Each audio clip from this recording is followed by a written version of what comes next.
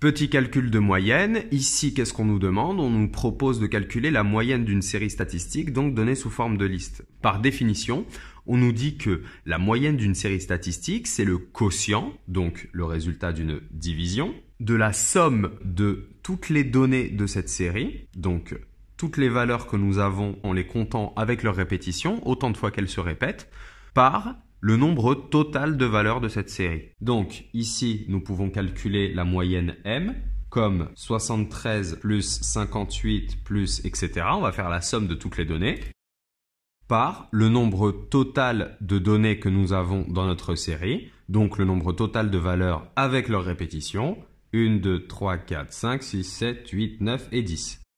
Et cela, normalement, nous donne 54,6.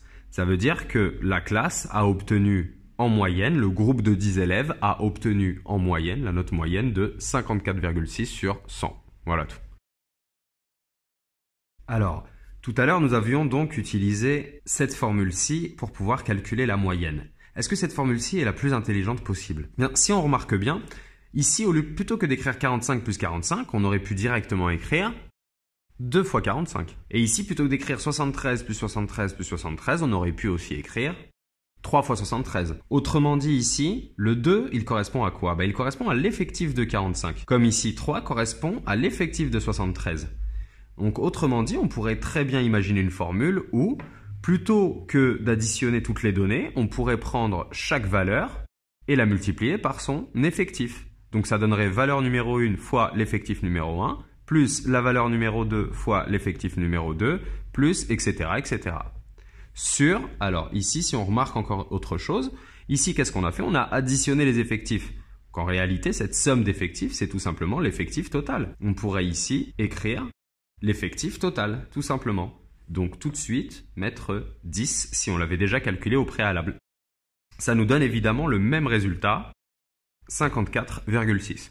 Donc on comprendra que cette formule-là est beaucoup mieux que la formule qu'on a vue à l'instant. Donc tout à l'heure, pour calculer la moyenne, on avait utilisé cette formule. Voilà, l'effectif de la valeur 1 fois la valeur 1, plus l'effectif de la valeur 2 fois la valeur 2, plus l'effectif de la valeur 3 fois la valeur 3, etc., etc. Le tout divisé par l'effectif total. Alors, il faut connaître les propriétés sur les sommes de fractions. Ici, on peut séparer en fait tout ça comme somme de fractions.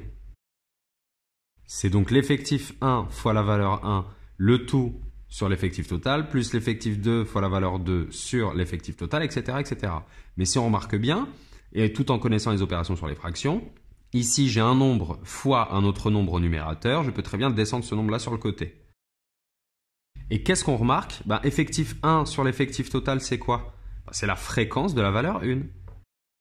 De même, l'effectif 2 sur l'effectif total, c'est la fréquence de la valeur 2. Etc.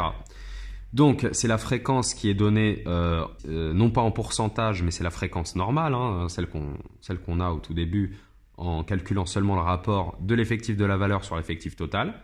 On conclut donc qu'on peut calculer la moyenne grâce à cette formule. Puisqu'on a les fréquences ici, alors sans les fréquences en pourcentage, ici on n'en a pas besoin des fréquences en pourcentage, eh bien on va pouvoir calculer la moyenne comme ceci. La moyenne de cette série, c'est la fréquence de la première valeur qui est de 0,1 fois la première valeur qui est 10, plus la fréquence de la deuxième valeur 0,1 fois la deuxième valeur qui est 22, etc. Et cela nous donne 54,6. Donc on peut dire que la moyenne de cette classe est de 54,6 sur 100. C'est exactement ce qu'on a obtenu aux exemples précédents. Donc ici, tout est bon. Donc on peut très bien utiliser aussi cette troisième formule si on a les fréquences pour calculer la moyenne.